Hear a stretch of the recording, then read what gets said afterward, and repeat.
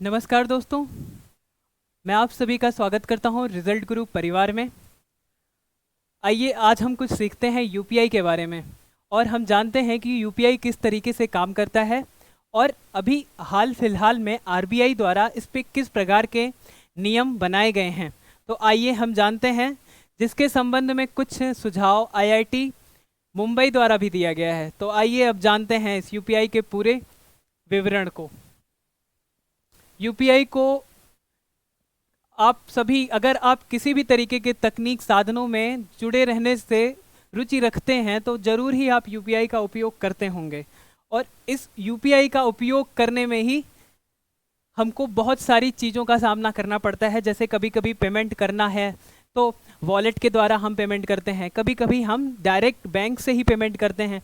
तो आइए हम जानते हैं कि यूपीआई पे हम अपना अकाउंट बनाते कैसे हैं और फिर हम किस माध्यम से अपना पेमेंट कर पाते हैं। कैसे हमारा बैंक किसी एक एड्रेस से जुड़ता है और फिर वो उससे पैसा ट्रांसफ़र भी कर पाता है और उसी सेम एड्रेस में पैसा आ भी पाता है। तो आइए हम आसान भाषा में समझते हैं कि यूपीआई का पूरा ये क्रियाविधि आखिर है क्या। सबसे पहले हम यूपीआई को अपने फ़ोन में इंस्टॉल करते हैं।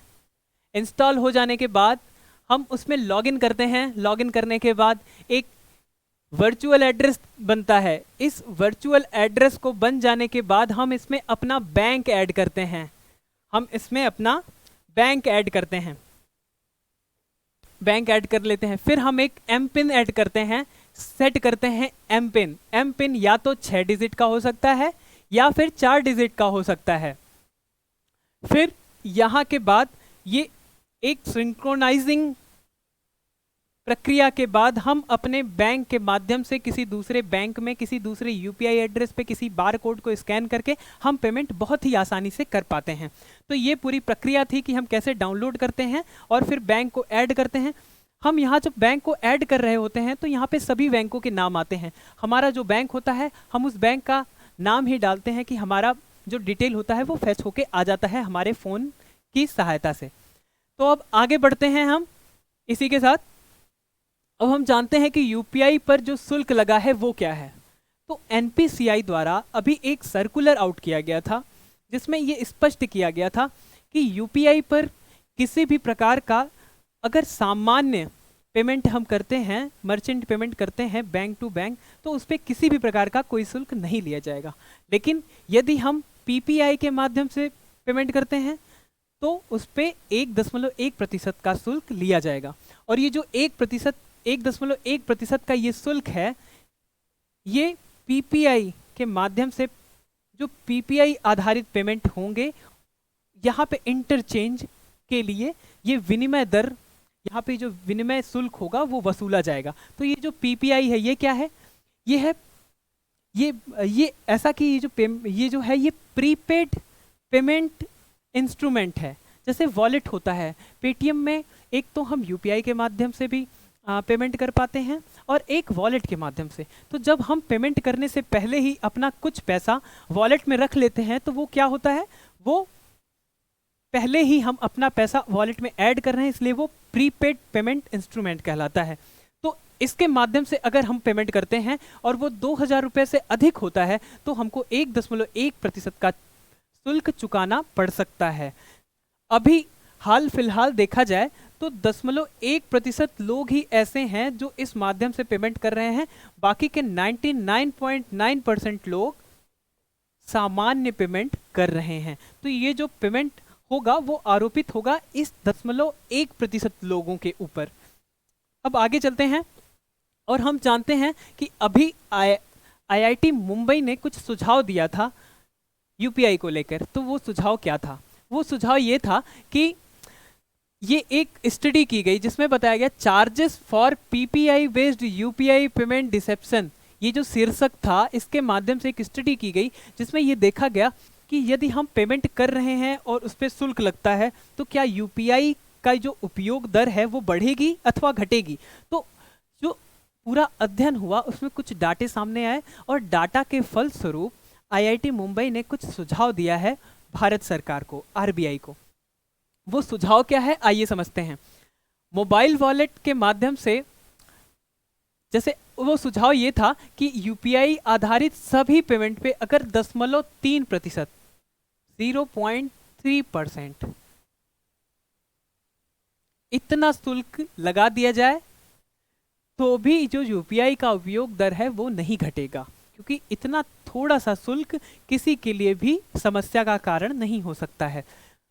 तो डिजिटल भुगतान सुविधा शुल्क अगर इतना हो जाता है तो क्या है, इसी दर से बताया गया कि इस जो नए वित्तीय वर्ष में 5,000 करोड़ रुपए वसूले जा सकते हैं।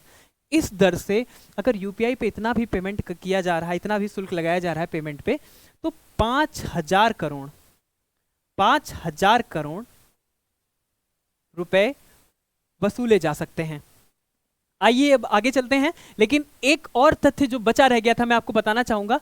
लेकिन मोबाइल वॉलेट के माध्यम से होने वाले भुगतान पर विनिमय शुल्क लगाने के लिए भारतीय, जो अभी यूपीआई पे जो चार्ज लगने की बात चल रही थी, उसने बताया कि अगर मर्चेंट की तरफ से थोड़ा भी चार्ज अगर हम यूपीआई पे लगाएंगे तो मर्चेंट इस उपयोग को कम कर देगा, जिससे बाहरी लोग अगर उसकी दुकान पे आते हैं और कहते हैं कि मुझे यूपीआई से पेमेंट करना है, तो वो पहले ही स्वीकार नहीं करेगा, क्योंकि उसको अगर उसने कुछ रुपए को स्वीकार किया तो उसको कुछ न कुछ निश्चित शुल्क देना पड़ेगा, जिससे वो बचना चाहेगा। तो आइए अब आगे भी जानते हैं कुछ अन्य तथ्यों को। जैसे यूपीआई में कुछ जो अध्ययन हुए उनसे क्या पता चला कि अभी तक जो वित्तीय वर्ष 2023 था, इसमें 8.7 अरब लेन देन हुए हैं। खाली ये इस मार्च के महीने में, वित्तीय वर्ष 23 के इस मार्च महीने में कुल 8.7 अरब लेन देन हुए हैं, जबकि 22 में कुल 84.7 लाख करोड़ का 86 अरब, ये यहाँ एक महीने में 8.7 अरब और यहाँ 86 अरब लेन देन हुए थे पूरे एक साल में, वित्तीय वर्ष 2022 में। बताया गया है कि 1 लाख अमेरिकी डॉलर को ये पार कर दिया था। कब? जब ये 84.17 लाख करोड़ पहुंचा था ये ट्रांजैक्शन। 22 की तुलना में 23 में 20% अधिक ट्रांजैक्शंस हुए हैं, अधिक भुगतान हुए हैं, अधिक लेन देन हुए हैं 82%। वित्तीय वर्ष 21 में ये कुल 82.28 अरब ही था। मतलब जो 21 में 82.28 था वो 22 में 46 अरब था, और अभी जो है, अभी का जो आंकड़ा है वो एक महीने में ही 8.7 अरब का आया। तो ये था अध्ययन यूपीआई को लेके।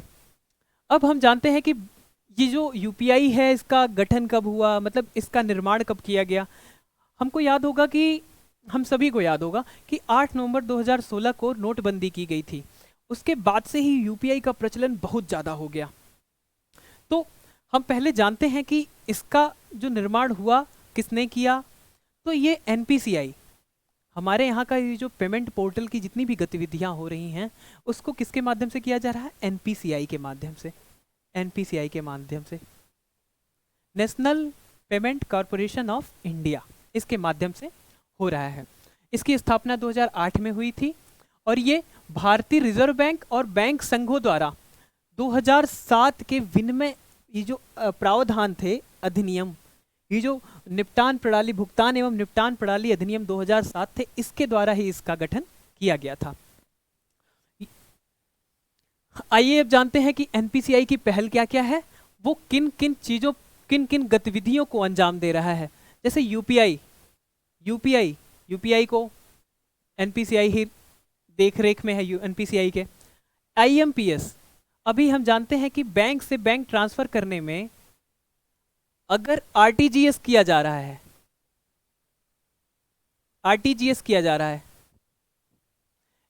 या साधारण पेमेंट किया जा रहा है, तो उसमें 24 घंटे से ज़्यादा का अंतराल लग सकता है। आरटीजीएस जो किया जाता है ये 50,000 से ज़्यादा की रकम के लिए किया जाता है। और ये जो आईएमपीएस है ये क्या है? 50,000 से कम राशि के लिए अगर हम किसी बैंक में पैसा ट्रांसफ़र कर रहे हैं और हम चाहते हैं ये पैसा तुरंत ट्रांसफ़र हो जाए, तो इंस्टेंट ट्रांसफ़र के लिए हम आईएमपीएस का चुनाव करते हैं। आईएमपीएस के माध्यम से ही हम बैंक से बैंक में पैसा ट्रांसफ़र करते हैं। फिर नैक का भी देख रेख एनपीसीआई ही करता है। और ये एआईपीएस, आप जानते होंगे, ये आधार बेस्ड ये जो पेमेंट सिस्टम है, ये क्या है? आधार बेस्ड ये जो पेमेंट सिस्टम है, इसमें ये होता है कि किसी भी सुविधा केंद्र पे जाके हम अपने आधार को दिखाते हैं, अपने फिंगरप्रिंट के माध्यम से अपनी आइडेंटिटी को प्रूफ करते हैं और उसके बाद हम पैसे की धन निकासी अथवा पैसा ट्रांसफर आराम से कर पाते हैं। तो ये है आईएमपीएस। फिर रुपए कार्ड का जो सारा देख रेख है वो उसके माध्यम से ही किया जा रहा है। एनएफएस का माध्यम भी किया जा रहा है, किसके माध्यम से? एनपीसीआई के माध्यम से। और किसी भी प्रकार के बिल भुगतान का भी ये जो देख रेख है वो एनपीसीआई के माध्यम से ही आरबीआई कर रही है। तो हम आगे बढ़ते हैं। एक और तथ्य, एक चीज हम आपको और बताना चाहेंगे कि ये जो एनपीसीआई है, ये 2008 में गठित हुई, लेकिन जो यूपीआई का ये जो प्रचलन आया ये 2016 के बाद आया। और अभी हाल ही में क्या किया गया है कि कुछ क्रेडिट कार्ड को भी यूपीआई के माध्यम से जोड़ के पेमेंट किया जा सकता है, जैसे मोबीक्विक, फोन पे, इन पे कुछ सुविधाएं ऐसी आई हैं जिनसे हम यूपीआई को क्रेडिट कार्ड से जोड़ के पेमेंट कर सकते हैं। और उसके साथ ही मैं आपको एक तथ्य और बताना चाहूँगा जो करंट का तथ्य है और आगे आपकी परीक्षा के लिए बहुत ही महत्वपूर्ण साबित हो सकता है, कि अभी हमने अपने इस यूपीआई का प्रयोग राष्ट्र तक किया था, अब हम अंतर्राष्ट्रीय स्तर पे भी इसका उपयोग कर रहे हैं। अभी हम भूटान में भी भुगतान कर सकते हैं यूपीआई के माध्यम से। आपसे जुड़ के बहुत ही अच्छा लगा। आपका बहुत बहुत धन्यवाद। इस चैनल को कृपया सब्सक्राइब कर दें, इस वीडियो को लाइक कर दें और लगातार बने रहें। धन्यवाद।